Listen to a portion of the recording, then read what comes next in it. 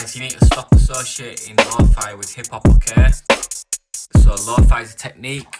We're going to use that technique to smash the drums and make them more palatable for the ear, so we can take more batter into the ear and hear more bass for longer in the club without getting tired in the ear. Okay, so stop thinking it's about study hip-hop, all that, because if you're at lo-fi in your drums, you're not doing it right. Think about what we do with the bass wobbles, filter them, we distort them. Same thing with the drums, sounding off the top, pushing the energy in the mids and the bottoms, and you're making them more unique, more palatable. So let's jump into the video. So I'm going to get this kick, I'm going to show you exactly what I do to my drums, okay? So I'm just grabbing this kick, turn it down a bit. And first of all, transient shaper, okay? If you can't get one, type free transient shaper in Google. Don't be lazy, guys. It's so much better than drum group. But this is the best one I've ever used. This is HIPHOP, okay? And the bottom one is the sustain. The top one is the attack, sort of, so it sharpens it. Next is the clipper, okay? So basically we've sharpened it, the transient. Now with the clipper, we're going to smash it back down, which does soften it, I suppose, and it distorts it a little bit. So don't go too distorted. Now I've gone for the drum bus because I wanted to add a bit more boom to this sound, because I was wrestling with this sound, because sometimes, guys, nothing wrong with it, you've got to wrestle with the sound, okay? It might take a bit of time. I'm just testing with the dry wet now. And remember, too much of this transient action is going to make it too hard, and you do want your kick to be punchy but also a bit subby, not too deep, but you want it to hit your chest, okay? So I scooped out a bit with the EQ, I stuck the utility on it with the mono. Make sure it's mono, guys, always mono for your kick. Now I've used the M bit. Make sure you get the M bit, guys, it's free. Melda, type it, Google it. Now I've stuck another transient on, okay? There's no rules to this, okay? As long as it sounds good. I'm trying to get it to sound nice and punchy. This kick didn't sound as punchy as I wanted to, but later on I'll show you how I fixed it, the audio. Now I've gone for this snare, and I'm doing the same process. First of all, transient, get it nice and spiky. And I'm just pressing spacebar, double tap your spacebar just to restart it. Click where you want it, double tap, and you'll hear the sound. Adjust it, keep double tapping, adjust. You don't have time to wait, just press double tap. Okay, so I've gone for two different snares now. It's the same snare, but I shortened it, and I've put it in its separate audio channel because I wanted to change the transient. Short snare transient different, okay? Now I've grouped the snares and I put the wider on them, which creates our it creates the difference between the mono kick and then the spread out snare. Mono kick, spread out snare. And then everything else is going to be more spread at the top, sub at the bottom. Right, I've gone for the open hats now, because we want energy in our hats, don't we? We want it danceable. It's halftime music, so we want it upbeat, okay? I've not covered hats very much, but I'm just going to start covering the energy, the dance aspect of the hats, okay? Now I've got the SP hat in the drum rack. This hat is in sample pack 12. Gone through my sample, it sounds really nice, and it sounded great as it was. Now a bit, but I don't think I needed to that much this time. And I think I changed the velocities, the little circle at the bottom, that's just how hard it's getting hit. If you don't know, like a drummer hits it harder, it sounds a bit different. So it's basically the volume, but yeah. Okay, I think I wanted to quieten these ones and then get the third one loud, so like that. Okay, and then a few more of these little ghost notes and apply the swing. Remember, it's Alt Shift U, or is it Command Shift U? Alt Shift U. Highlight them and then Alt Shift U.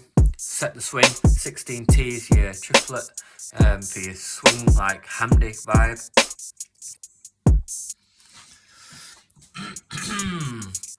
So I've just grouped the hats. I'm applying the clipper because I want to reduce the threshold, squash them a bit, bring them all to the forefront. Don't want any sparse, like weak things in the background, yeah? But we don't want them too hard either, so we don't want to compress them. And then I've got the gate from the kick snare, group my kick snare, and I've got the gate, letting the kick and the snare cut through the hats. Now some people just sidechain the kick, I sidechain the kick and the snare sometimes. And then I'm also going to sidechain the open hat to the normal hat here, because we want that open hat to be nice and clear coming through. And just grouping these, consolidating these kicks now, because I'm not happy with the length of the kicks. So I click this arrow and then that shortens them, but we're losing too much bass, so I didn't end up messing with it like that. I did mess with it later. And then just this little energy pocket here, end of bar 4, I'm adding in a little snare, kick snare, because I'm going to jazz it up. Work with what you've got, guys. You don't always have to add more. You could take some away, or you can use the same snare, same bass, same kick. You can, sometimes limitation is a good thing. Limit yourself, make yourself a task, so you're just going to use 3 basses to make a beat, whatever. So now we're grouping the groups, and we've got the drum group, and it's same thing, it's transients first, bring the sound out, then it's the clipper, squash the sound.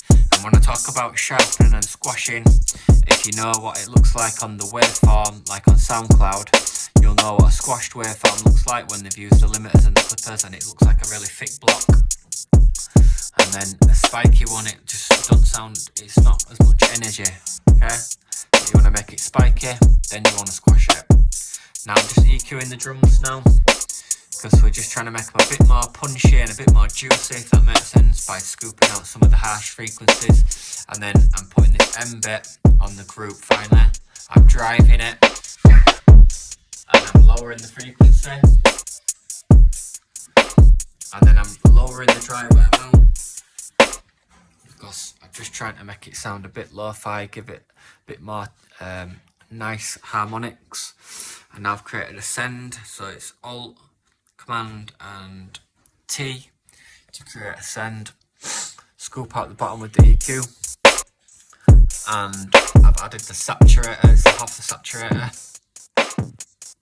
and then I'm going to also be adding the glue to this, because this is going to be the parallel glue compression. What we're going to add in, blend it into our clean signal, and then we'll get best of both worlds. We're going to have the crunchiness of the saturation of the distortion, but also with the clarity of the actual drums. So just pulling on this distortion, and I'm putting it to full. Peak reductions full, outputs full. Now make sure you scoop out your bottom sub frequencies when you're doing this, because you don't want to be putting too many tones through at that lower end.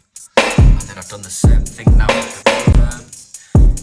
Send A to the reverb, and I'm either going to put a transient shaper on my reverb channel, guys, to sharpen up my reverb, make it sound a bit more sleek. And then same thing, scoop out the bottom, and I've scooped out the top, and then I'm just lowering these amounts on the bottom right, because you're just blending them into your clean signal. And if you want to overdo it, guys, you can try it, see what happens. But what I recommend is bouncing your tracks off and mixing them together, or with your favourite tracks onto the controller or the decks, and then you should notice what stands out and what needs fixing. I'm just jumping into the other view by pressing tab, and I'm just messing with these decibel levels now to set the level. So I've got minus 11 on the kick, and I need to match that with the snare really. I need to have minus 11 with the snare as well. And then the hats need to just be a little bit quieter than that. But like I always say, you can do it by the decibels, but always have the final call, your ear. It doesn't sound right, so just change it. Just matching these levels down.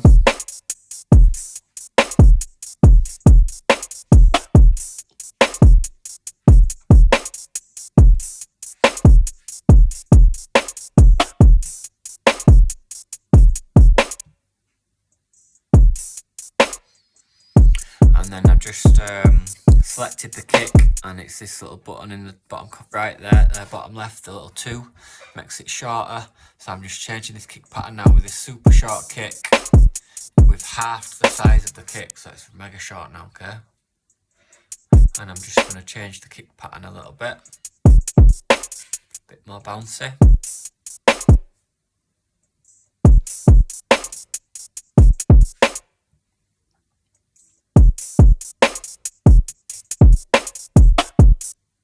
And that last kick's a long one still. Sounds quite similar, to be honest. A little bit sharper with the short kick, a bit more precise. And then I'm just trying now, messing with the infiltrator on the drum group. Quite intense, but I'm just looking for some distortion. And I can round off the mix there, or not. And just experimenting now, could use that as another send, but I think I'm gonna check out for this video. Hopefully you've learned something about your drums, and make sure you're doing this every time to your drums, guys. Also, links down below, Patreon, free samples, got some free presets in the Patreon, and loads of different tiers and stuff if you want to check that out.